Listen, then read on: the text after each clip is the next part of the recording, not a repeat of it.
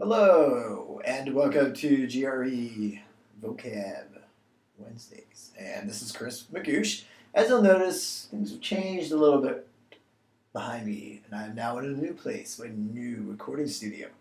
And the lighting, as you can tell, is much, much better, so that's pretty awesome. The theme today, though, isn't necessarily words about new offices, new studios, better lighting, but words about talking. How people can talk. Different ways they can talk. And I could go on and on here about my studio, and how it's got nice white walls, and in essence I would be maundering. Maunder.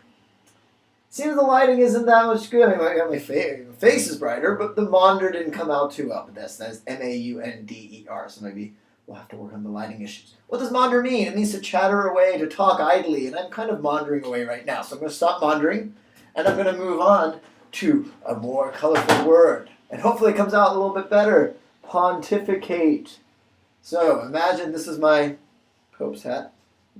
By the way, Pope's hat, there it is, Pope's hat. Pope's hat is called a mitre, M-I-T-E-R-R-E, depending on the British spelling. And this word pontiff comes from Pope, or the Pope. So if one pontificates, they speak the way the Pope would. Now here's the interesting part of this word, is the connotation. What does that mean? I speak in a very holy manner. To pontificate means to speak in a very dogmatic or opinionated manner. To say, this is what I think about X, Y, and Z. And people who pontificate are oftentimes a little bit obnoxious and annoying. And so I don't just want to necessarily pontificate anymore on the definition of pontificate, but maybe a little parting thought is the idea that at some point there was a pope who obviously kind of talked on in a dogmatic fashion, and hence we got the association with pontiff, which again means pope. Now we come to the more sinister, prevaricate.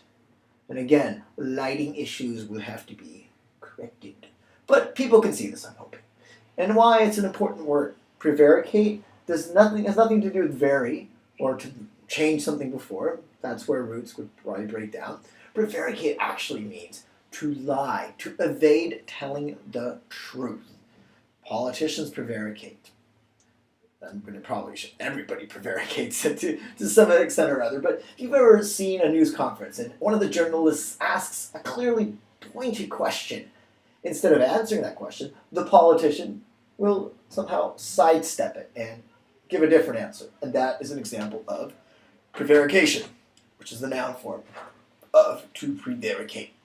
Finally, and I'm trying a new color here, which is green. Green, ooh, that looks pretty good. Equivocate. What does equivocate mean? To equivocate means to be intentionally ambiguous. So someone asks you maybe a pointed question. What were you doing last night? You'd say, at what time? At midnight. I was out and about. See, I'm being purposely cryptic or ambiguous, and that's what equivocating means. You're not answering something directly, and in essence, you're evading the truth in life, or prevaricating. And just like that, we have our talking words. Next week, we will, of course, have a new theme, and I hope to make sure that the words jump out of the boards and don't look like this. But don't worry, this is no tricking play with your eyes. It's simply a blank board. But next week, we will have bright, bold words, and maybe that will be the theme. Big and bold. I'll see you then.